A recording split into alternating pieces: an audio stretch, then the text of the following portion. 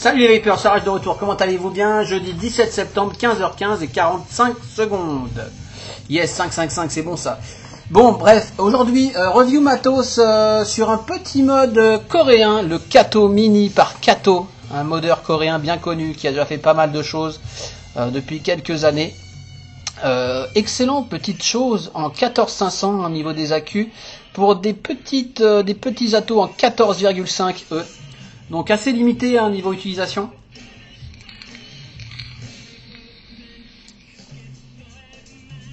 Qui marche pour une vape à l'ancienne, on va dire, entre guillemets, très très bien.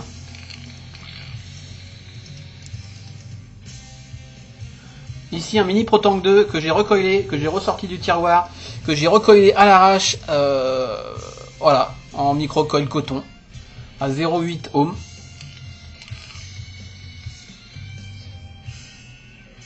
Voilà, plutôt pour une vape bouche poumon. Hein. Mais si on lui colle un Atto, un Cliro plus récent, façon mini, j'ai dit quoi, mini aérotank avec un réglage d'airflow plus conséquent. Ici je l'ai repercé à la Dremel, le mini Pro Tank, mais c'est pas non plus monstrueux. Voilà, on pourrait faire un peu de cloud, mais même là.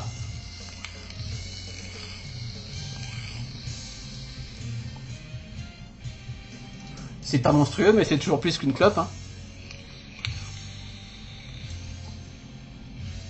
Sinon, Kaifun Mini, il y a des Genesis également, il y a des drippers qui existent en 14, 14.5. Les gens intéressés les connaîtront, les reconnaîtront et sauront les trouver. Sur ce, je parle de tout ça dans le close-up, remontage. Vous allez voir, le truc arrive complètement démonté sur mon bureau. On remonte tout, on parle de tout ça, une petite conclusion et c'est parti. Allez, on y va. Laisse les Vapers. Donc nous voilà en gros plan sur le packaging et le Kato Mini démonté. On va le remonter ensemble. Je vais parler de toutes les pièces, etc. Pas mal de petites choses.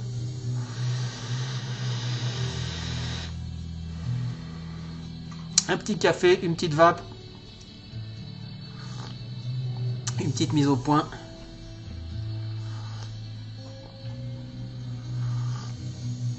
Donc c'est parti. Le Kato Mini par Kato, donc arrive dans une jolie boîte assez qualitative en carton comme ça. Donc on a ici les noms Kato, TAD, Enigma qui sont différents modeurs coréens, donc c'est une sorte de consortium. With Vapor, ça c'est nous. Je sais pas si ça c'est une dédicace à la main, ça a l'air d'être au stylo, ouais. Avec le numéro de série du Kato Mini 97 je crois, même si on lit 92 ici. Et une petite signature du modeur, c'est assez sympa. Je sais pas si c'est toujours le cas. Voilà, une petite box tiroir avec une mousse qui se glisse dedans, tac tac. Une mousse sympa avec un petit couvercle, avec des compartiments découpés pour mettre plusieurs choses. Moi, ils m'ont envoyé avec un Cliro. Un Cliro de merde, hein, je précise. Vous l'aurez pas si vous commandez. Je leur ai dit que j'avais rien en 14, etc. Donc ils m'ont dit on va te glisser un petit Cliro. C'est un petit Cliro à coil... à top coil hein, à l'ancienne quoi, donc les petites têtes en silice en haut, bref ça marche assez mal, je l'ai très peu utilisé. J'ai ressorti du coup un vieux mini Pro Tank 2 que j'ai retravaillé, j'ai repercé les trous d'airflow, j'ai recoilé, enfin on verra tout ça, mais j'ai pas d'Atto optimum pour cette box, c'est un peu con. Par contre ça vient pour tous avec un adaptateur 510 hein, puisque Ego 510, puisqu'il y a pas mal de Cliro. Ici j'en ai mis un autre à moi sur le mini Pro Tank. Pas mal de petits Cliro en 14 qui sont en connexion Ego. Donc ils sont assez malins, enfin ils savent ça, donc ils fournissent avec un petit adaptateur, ce qui est sympathique. Le mien je l'ai retravaillé, je l'ai dremelisé pour descendre la hauteur de la base ici. Et normalement c'est comme ça. puisque avec le Mini Pro Tank 2 avec ces trous là, cet adaptateur obstruait un petit peu l'airflow, donc bref. J'ai boui-bouyté à l'arrache, on verra ça vite fait plus tard. Hop. Donc ça vient comme ça, donc je pense que cette partie ne sera pas découpée. Vous avez le mode ici et le petit adaptateur 510 dans un coin carré découpé, il me semble. Donc voilà pour le packaging, on a fait le tour, on va pas y revenir. Je range, je remballe, mais plutôt quali quoi. Hop. Il n'y a rien d'autre, me semble-t-il. Non, il n'y a rien d'autre. Un numéro de série sur la mousse. Voilà, voilà. Donc, Kato Mini, ici démonté, ici la partie switch, ici la partie box, et ici la partie bottom. Les accus, on verra plus tard. Les outils également. Par quoi on va commencer? Juste vite fait un petit tour sur le body. Donc c'est ça, c'est de l'aluminium, c'est supra léger.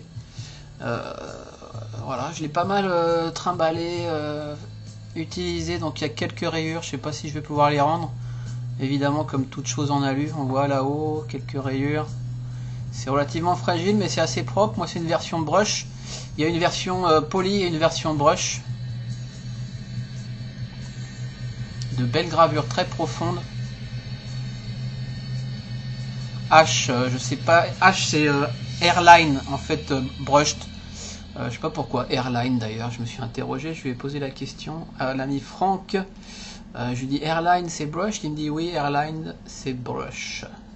Je reprends son petit MP. Yes, c'est ça. Donc le H ça doit être pour Airline. 97 numéro de série. Il y a écrit en dessous, pas très lisible, Made in Korea. Ce phénix qui ressemble fortement au logo de Nami Todd. D'ailleurs, je pense qu'il s'en est inspiré, ou est-ce que c'est le même, je suis pas sûr. En fait, quand je l'ai reçu, je me suis dit merde, j'ai reçu le modèle pour Todd quoi. Parce qu'en fait, quand il m'a contacté, Franck sur Facebook, il m'a dit oui, normalement on envoie ça à Todd, mais c'était pendant sa pause. Vu qu'il fait plus de review, est-ce qu'on peut te l'envoyer? On m'a conseillé ta chaîne, etc. pour l'Europe. C'était sympa, ça m'a épaté, mais bon. Toujours le même blabla, hein. En tout cas, un très joli phénix. Au fond, c'est un peu sablé. C'est très très profond. Je sais pas si ça doit pas être fait au laser, ça doit être CNC, mais le finish au fond doit être au laser, je ne sais pas. Très très chouette. Et de l'autre côté, une chouette typo anglaise, un peu grasse, Kato Mini. Pareil, même gravure très profonde. Assez jolie. Rien d'autre. Donc ça c'est en alu, ça pèse rien. Cette partie là. Voyons. Ah, si je fais pas le tard, 0, 35 grammes, autant dire que dalle. Remonter ce sera un peu plus lourd puisque le switch est en stainless, les autres pièces sont en brasse. Bref, on va commencer par quoi? Par le switch. Donc le switch en stainless steel. Avec un joli bouton, avec des jolis reflets comme ça. C'est du 316.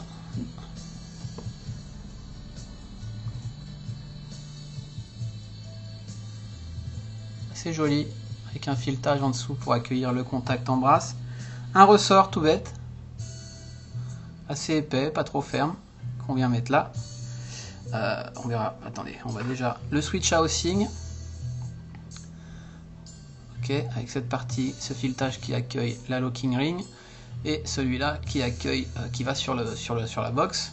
Donc locking ring molletée, pas de sens, hein, elle se visse dans les deux sens. On la visse pas trop fort, on va pas la coincer parce que ça m'arrive de la coincer, du coup je dois sortir le switch et décoincer comme ça. On prend le bouton avec son ressort qu'on vient mettre en haut. Hop, ressort, bouton. On presse. Ok. On vient prendre son contact en laiton. Hop, et puis on s'arrange pour visser tout ça. Donc switch assez facile à démonter pour entretien ou quoi. Un gros tournevis qui va bien. Hop, et voilà. Un switch assez agréable. Locking, alors elle est de la même taille que le reste, donc elle est un peu dure à choper. Heureusement il y a un molletage. Sur celui que Todd avait revu, il n'y avait pas de molletage, il s'en plaignait. Et c'est vrai que si en plus elle était reverse, elle était en filetage inversé, cette locking ring, ça serait mieux. Mais ça n'est pas le cas. Donc je conseille vivement de ne pas la taquer d'un côté comme de l'autre. Hein. Donc voilà pour le switch. Pas d'isolateur pour l'accu. Donc bien faire gaffe à avoir des accus qui sont bien isolés aux fesses, quoi. Sinon souci. On verra ça plus tard. Ensuite, on a donc cette box qui accueille des Zato en 14,5. Sachant que j'ai plus de piles, on va essayer de faire ça en mécanique. 14,5, ça a l'air d'être bien ça. 14,5, donc peu d'Ato, hein. Enfin, quelques-uns quand même, mais bon, on en reparlera plus tard. Donc l'emplacement pour l'Ato ici, tac. Un gros filetage ici pour accueillir le connecteur qui est là, en brasse également. Donc on va le visser. Gros filetage, pas de souci. Hein. Je vais mettre un petit coup de tournevis comme je peux. Comme je peux ou pas. Ah, il est pas assez long pour passer par là, cette blague. Bon, c'est pas grave, de toute façon ça se visse assez bien. Et flush, hein. Tac. Ça c'est sympa. Bien flush ici.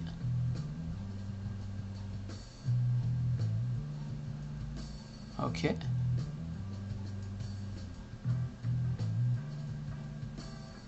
Une grosse cavité en bas là. Pour tout le système de conductivité, d'isolant et compagnie. On va voir ça tout de suite d'ailleurs, puisque je peux pas en faire plus sur le body pour l'instant. Ce petit isolateur en pic sûrement, ou en je sais pas quoi. Il m'a pas dit ça, je crois. Il m'a parlé de black and white plastique. Alors bon, peut-être du Delrin, du Teflon, je ne sais pas. Bon bref, ça vient dans cette connexion là, mais on peut pas le mettre pour l'instant, ça tient pas tout seul. Je peux toujours en tout cas le faire tomber en place. Donc on voit petite partie vers le haut, collerette vers le bas. Donc ça vient se mettre là, comme ça.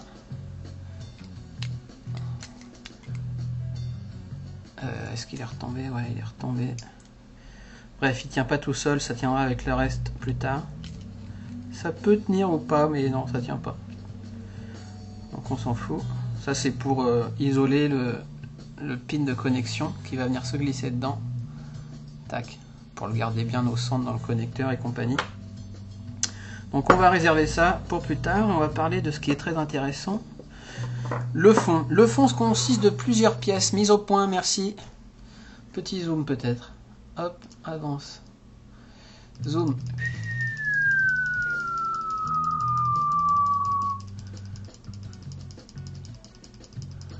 Ah, c'est pas super rapide. Hein.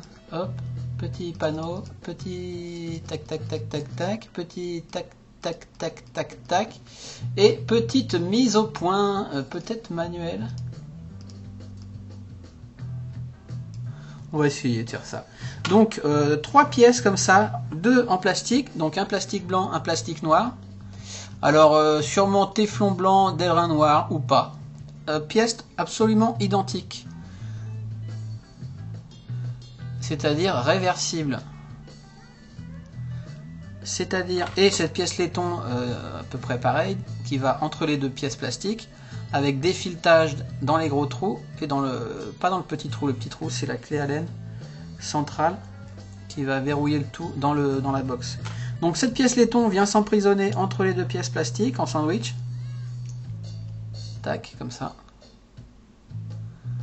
Et puis on vient enfourner ça dans son cul, du côté qui nous plaît, c'est-à-dire si on veut un setup noir, par exemple avec un drip tip noir ou je sais pas un Ato noir, peu importe, on met le noir vers le bas. Si on veut, merde, on mettra ça plus tard. Et si on veut un setup blanc, et ben il suffit de faire l'inverse. Je trouve ça malin, c'est pas con, sachant que c'est le cul et qu'on le voit rarement, mais c'est sympa quand même. Quand on vape, visuellement, ça peut être important. J'ai même vu qu'il y en avait d'autres. Alors je sais pas si c'est la version, la première version ou la version poly qui a un plastique rouge translucide assez joli également. Peut-être on peut discuter avec eux lors de la commande des couleurs qu'on veut au niveau de ces pièces. Bref, en l'occurrence, je vais mettre quoi? Je vais peut-être mettre le blanc. Par défaut, ça vient en noir, mais pour le changer, justement, je vais mettre le blanc. Donc, je vais reglisser ma petite pièce isolante là-dedans. Je vais enfoncer mes 3 pièces en sandwich. Tac. Et je vais prendre ma petite clé à laine, vis à laine, BTR. Appelez ça comme vous voudrez. Dites-moi comment ça s'appelle vraiment une bonne fois pour toutes. Empreinte BTR, empreinte à laine, vis à laine, vis BTR, clé à laine, clé BTR. Est-ce que tout cela est correct? Hop, on vient visser au milieu avec une grosse clé à laine de 2,5 je crois. Donc ça permet juste de maintenir toute cette partie dans la base. En fait, ce petit isolant va me fatiguer. Je sens qu'il va me fatiguer. Oh là là.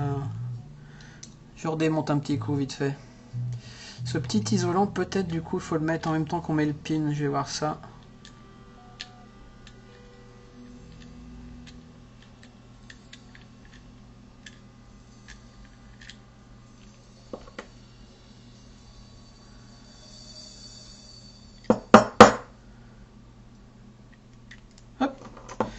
Ce petit isolant là qui me fatigue, est-ce qu'il passerait en toute fin quand on fait ça, comme ça à travers le tout?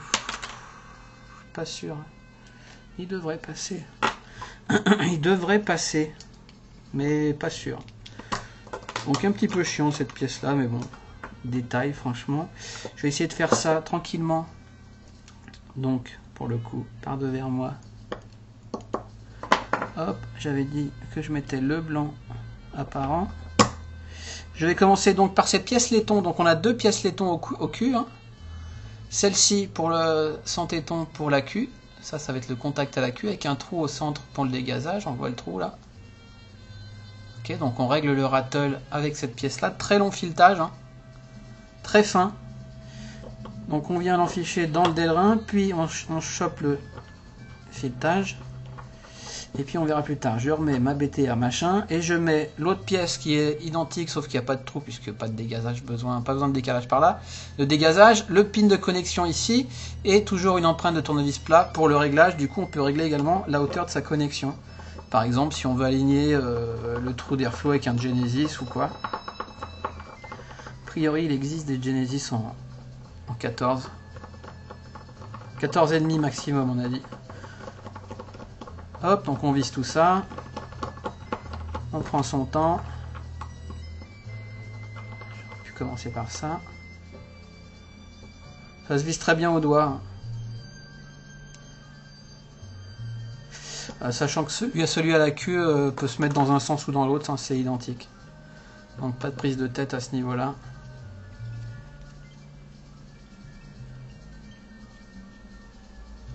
On visse au doigt. C'est bon, j'ai chopé mon petit délerin là-haut, mon petit isolant. On voit le pin qui commence à arriver. Voilà quoi. Fini au tournevis assez long. Tournevis plat avec une tête longue, c'est mieux. Et épaisse, c'est mieux.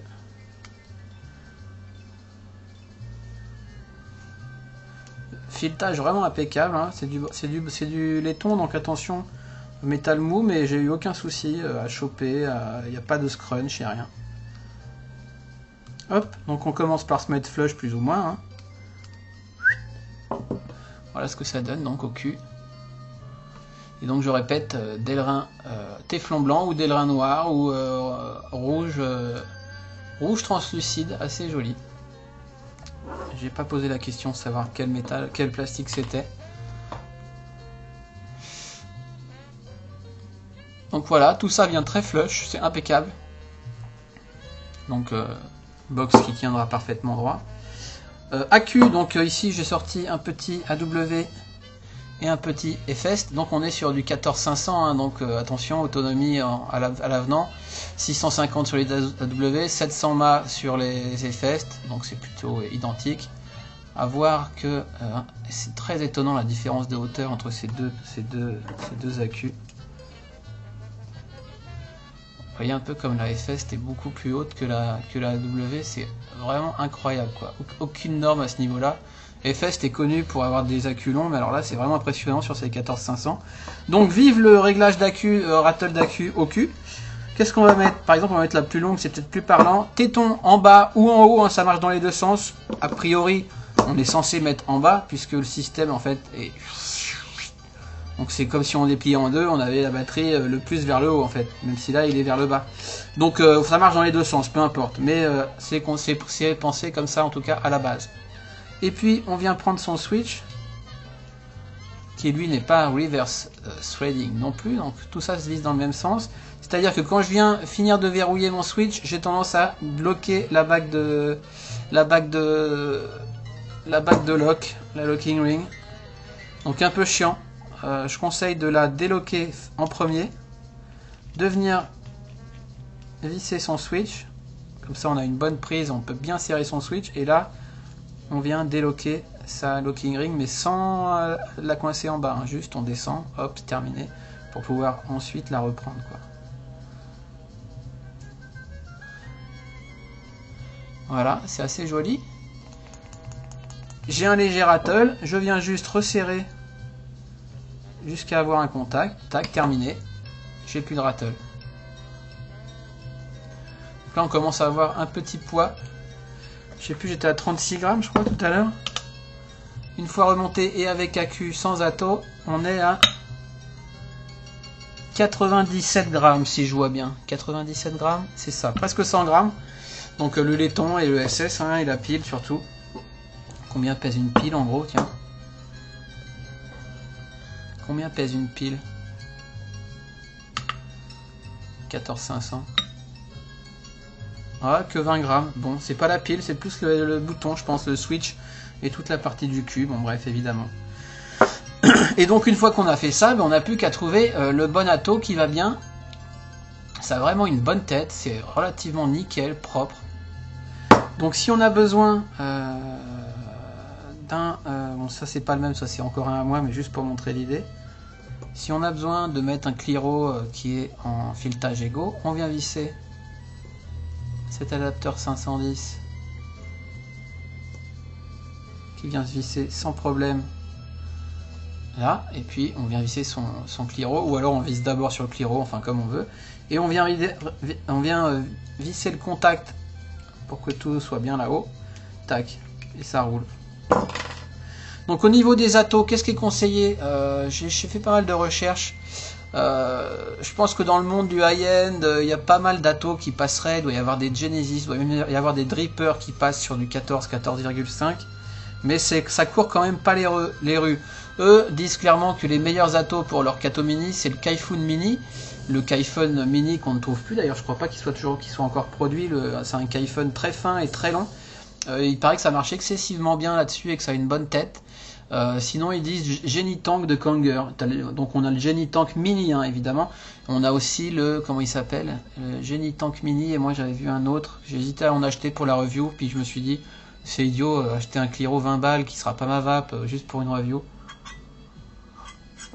Genitank Mini de Kanger, et enfin il y en a d'autres, hein. Mais bon, le format 14 est un peu spécial parce que même un Nevod ça passe pas, enfin vous voyez. Je pense que s'ils avaient fait un truc de 16, ça aurait peut-être été plus sympa. Après, ça peut tout à fait convenir à certains. Donc notamment ceux qui ont un Kaifun Mini, un Genitank Mini, et je vais vous dire ça tout de suite.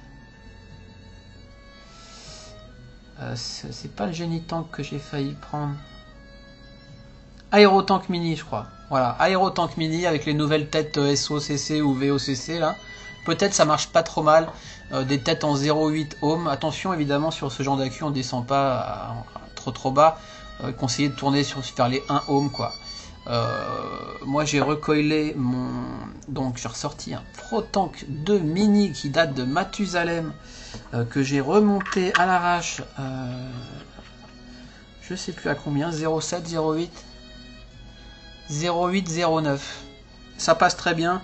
J'avais fait un autre build à 0,8, ça passait bien. Attention, moi je dirais de pas descendre sous les 0,8 quoi. Donc voilà, on va mettre un triptyque. Hop. On vient visser le tout. C'est pas laid, hein.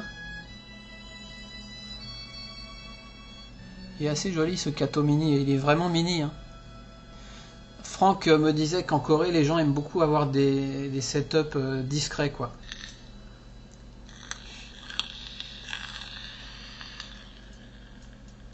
Donc voilà, à 0,8,5, 0,86, ça marche très très bien, hein.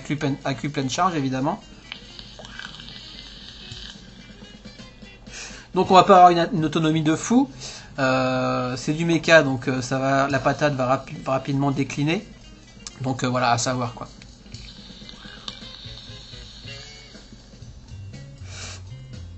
Après, c'est assez joli. Kato est connu pour pas mal de matos, hein. Il travaille bien le métal, ce monsieur. Il avait fait quoi? Le hammer, là, l'espèce de marteau qui, moi, je l'ai jamais testé, ça m'a jamais trop parlé. Le hammer, le lato mirror, là, qui pouvait se mettre dans les deux sens. Il a fait pas mal de tubes aussi. Enfin, ça fait un moment qu'il bosse, le Kato. Et ça, a priori, ça a toujours été assez nickel comme travail, quoi. Donc, j'ai mis le Delrin blanc. Je peux mettre un drip tip blanc pour faire le setup. Tac. Ici, un Frenchy Fog. Tac, tac. C'est assez sympa.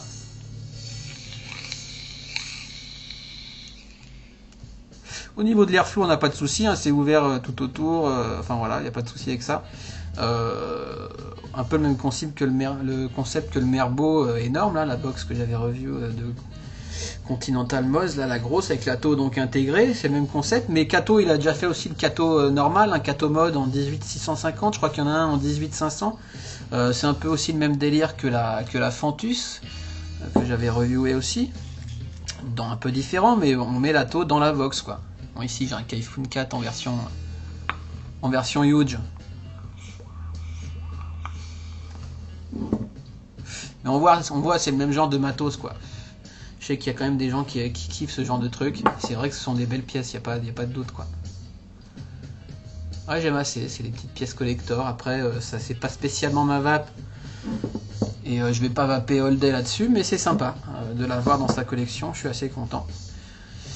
Qu'est-ce que j'aurais pu dire d'autre? Aluminium, on a vu, 316 on a vu, plastique blanc et noir on a vu, les tailles on a vu, brasse on a vu. Le prix, attention, le prix pique un petit peu.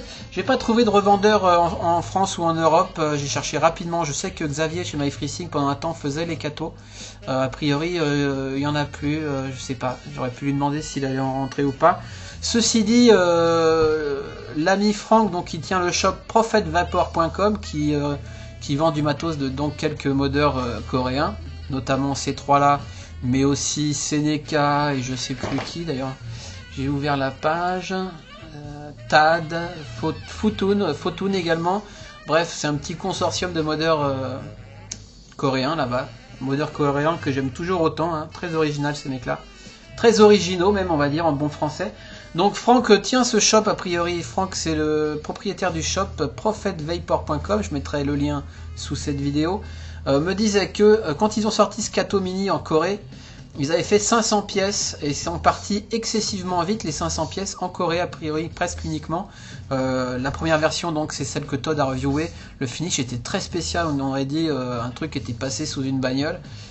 J'aimais pas trop. Et du coup ils ont fait deux versions limitées qui sont la brush, celle-ci, il y en a eu 200. Et la poly qui est la même que ça en poly, donc en miroir, hein, brillant quoi. Il y en a eu 100 exemplaires. 100 exemplaires.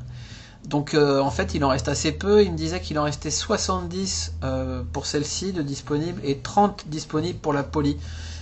Donc faut la commander chez eux, le prix pique énormément, c'est 165 $, on va dire c'est excessivement cher, mais c'est une belle pièce de modeur, édition limitée, dans les 165 $, il y a le shipping de Corée inclus.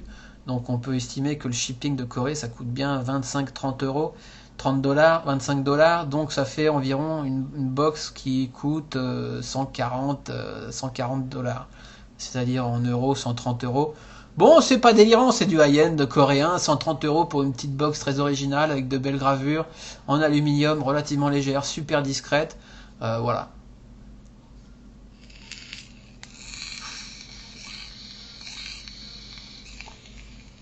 Là j'ai un petit par amour dans mon ProTank Mini 2. Ouais, pas mal, bof, pas passionné. Merci néanmoins Maxime. Voilà, c'est assez sympa, hein. C'est assez joli quoi. Voilà, qu'est-ce que je peux dire, le bouton est sympa, la course assez courte. Il n'y a rien qui branle. La locking, attention donc de ne pas la coincer. Si vous la coincez, bah, vous sortez tout puis vous arrangez pour la décoincer. Mais une fois qu'on a compris, on la coince plus, hein, franchement. Voilà, heureusement qu'ils ont rajouté un molletage. Mais c'est assez classe, non? Moi j'aime bien les pièces de métal comme ça.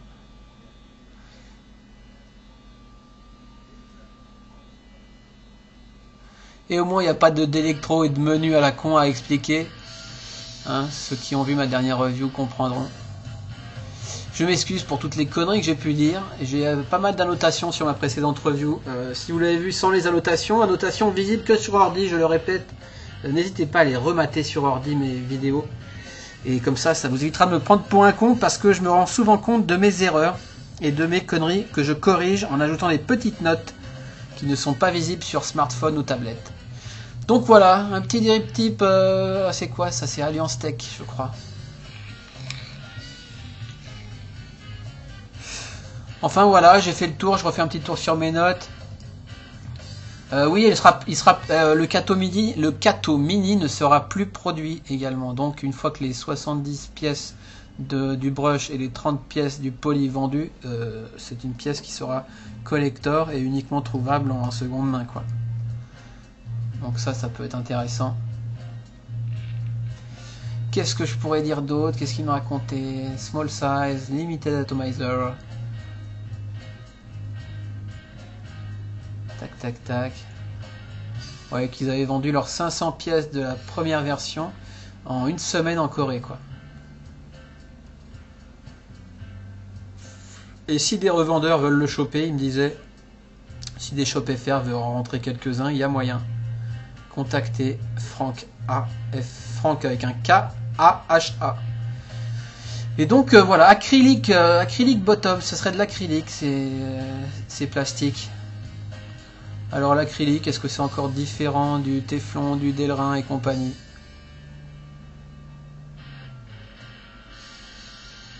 En tout cas, j'aime bien l'idée de pouvoir changer les couleurs, c'est sympa.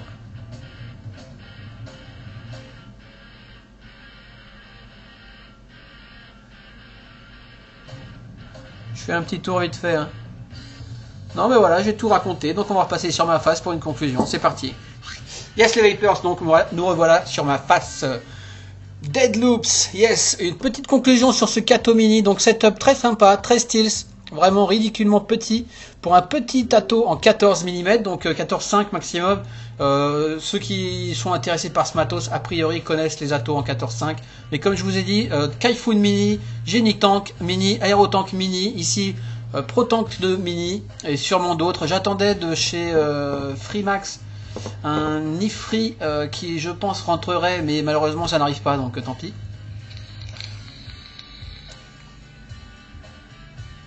Évidemment à privilégier pour les gens qui ont une petite vape, plutôt bouche poumon. On va pas faire du gros cloud avec ça, quoique j'ai discuté avec un pote sur Facebook qui en a un également et qui d'ailleurs m'a mis plus ou moins en relation avec Franck A. Merci à toi d'ailleurs, ton prénom m'échappe là tout de suite, un followers qui a lui un Aerotank ou Genitank, je sais plus, Aerotank je crois, et qui m'a fait une petite vidéo où il faisait des clouds tout à fait respectables. Parce que l'Aerotank, je crois, hein, a une bague d'airflow, donc on peut quand même ouvrir pas mal l'airflow. Ici je l'ai repercé un petit peu à la Dremel, mais c'est pas la folie. J'essaie de retrouver ton prénom pour te remercier rapidement, mais c'est pas gagné. Faudra pas m'en vouloir si je ne trouve pas. Ah.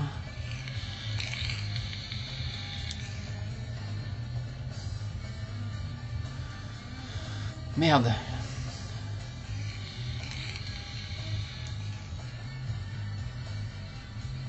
Eh non, je suis désolé, mec. Je vais pas refaire tout le tour de mes MP, je viens de le faire vite fait. Allez, j'essaye encore un peu, juste pour te remercier.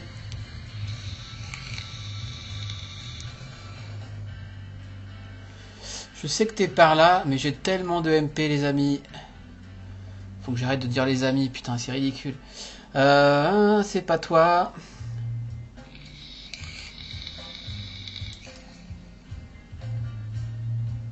Je crois que je t'ai. Christophe. Merci Christophe, c'est sympa. Il me semble qu'au début de l'histoire, c'est toi qui en a parlé, qui a parlé de moi à Franck. Je suis pas sûr. En tout cas, quoi qu'il en soit, merci pour ton aide et tes tuyaux, etc.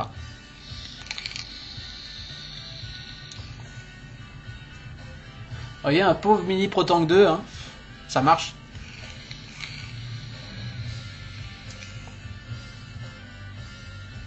Et ça fait du petit cloud.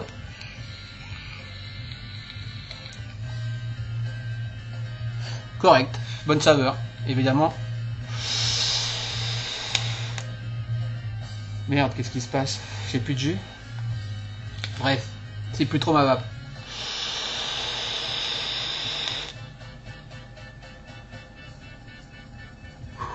Phénotype. Phénoménal. Les deux extrêmes, quoi. Mais vraiment sympa, voilà. Un peu comme le Kaifun, sur lequel je vape plus, pour être tout à fait honnête, parce que pas ma vape. Plus ma vape.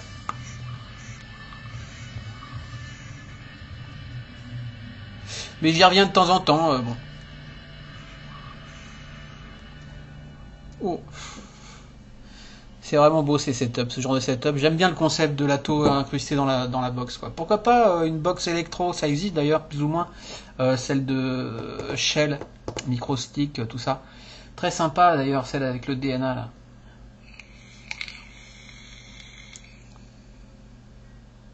Bref, les Vipers, voilà, une seconde review de la semaine, putain, je déchire tout. D'autres à venir, hein. Petit point, qu'est-ce que j'ai comme review à venir? Eh bien, faut que je fasse la Ivic VTC Mini, hein, ça va être assez simple, hein, puisque c'est assez proche de l'autre. Ça va tomber assez rapidement. Faut que je fasse le Piccoloid V2, excellent, avec le Spheroid V4 sans bourre, hybridé, qui marche excessivement bien. Ouais, j'ai pas de montage là, faut que je refasse un montage pour la review. Et puis, des tas d'autres, qu'est-ce que j'ai? Laissez-moi voir.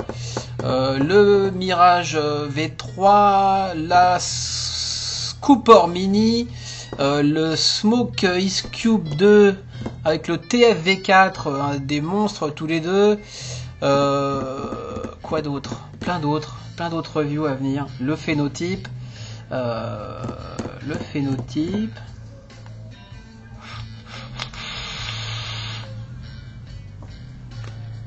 Et je sais plus. Enfin bref, plein de revues à venir. On va essayer d'en faire un peu plus. Je me suis dit que j'allais en faire au moins une par semaine. Donc pour l'instant, j'arrive plus ou moins à m'y tenir. Si je peux en faire 2 par semaine, c'est mieux.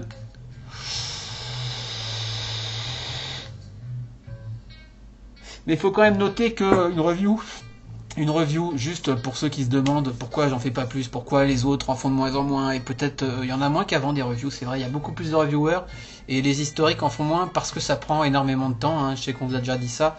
Une review, ça prend énormément de temps à préparer, c'est-à-dire à tester le produit, à faire des recherches sur le produit, à mater d'autres reviews sur le produit, à le décortiquer, le démonter en ce qui me concerne. Shooter la review, l'uploader, la monter, la mettre en ligne, ça prend une bonne demi-journée. Plus derrière, tout ce qui est retour, questions, publication sur Facebook, les questions qui en découlent, ça prend énormément de temps. En gros, une review, ça prend 1 jour à la faire, à la mettre en ligne, etc. Et 2-3 jours avec le suivi derrière. Et donc, si on en fait 2 par semaine, ben, la semaine est bouffée, quoi. Donc c'est pour ça que beaucoup de reviewers ne travaillent pas. ou peu, mais bref, on va pas se plaindre, on n'est pas là pour se plaindre, c'est quand même un kiff, une passion avant tout. Sur ce, j'arrête de raconter de la merde, je vous souhaite une bonne fin de semaine et à bientôt pour d'autres reviews. Ciao, bye bye.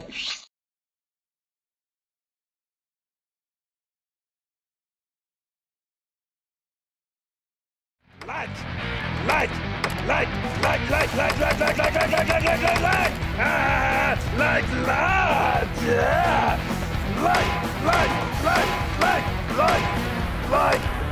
like, oh, not like, oh.